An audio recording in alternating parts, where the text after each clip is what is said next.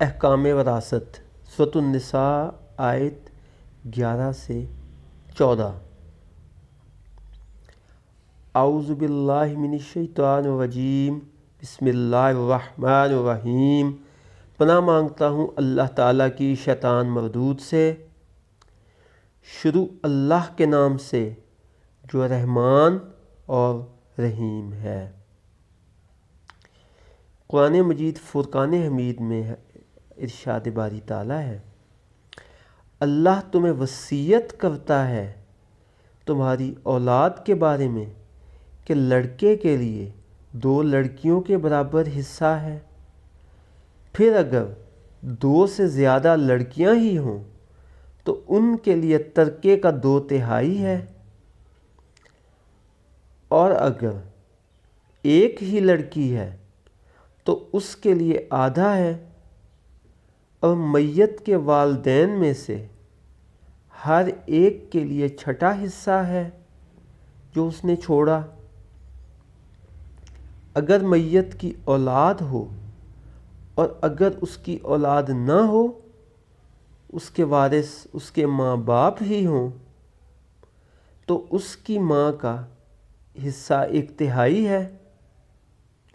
پھر اگر میت کے بہن بھائی ہوں تو اس کی ماں کا 1/6 حصہ ہے۔ یہ اس وصیت کی تعمیل کے بعد یا قرض کی ادائیگی کے بعد ہوگا۔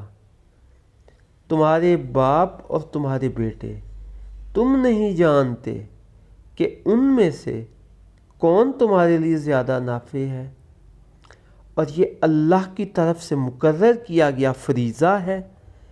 یقیناً اللہ علم و حکمت والا ہے، اور تمہارا حصہ تمہاری بیویوں کے ترکے میں سے آدھا ہے اگر ان کے کوئی اولاد نہ ہو، اور اگر ان کی اولاد ہے تو تمہارے لیے 1/4 ہے اس میں سے جو انہوں نے چھوڑا، بعد اس وصیت کی تعمیل کے جو وہ کر جائیں یا بعد قرض کی ادائیگی کے۔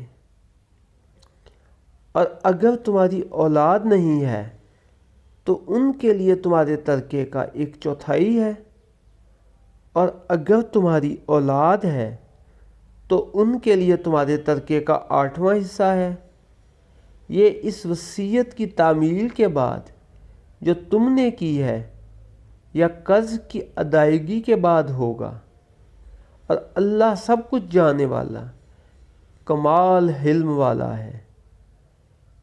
یہ اللہ کی مقرر کی ہوئی حدود ہیں، اور جو اللہ اور اس کے رسول کی اطاعت کرے گا وہ اسے ان باغات میں داخل کرے گا جن کے نیچے نہریں بہتی ہوں گی، ان میں وہ ہمیشہ رہیں گے، اور یہی ہے بہت بڑی کامیابی۔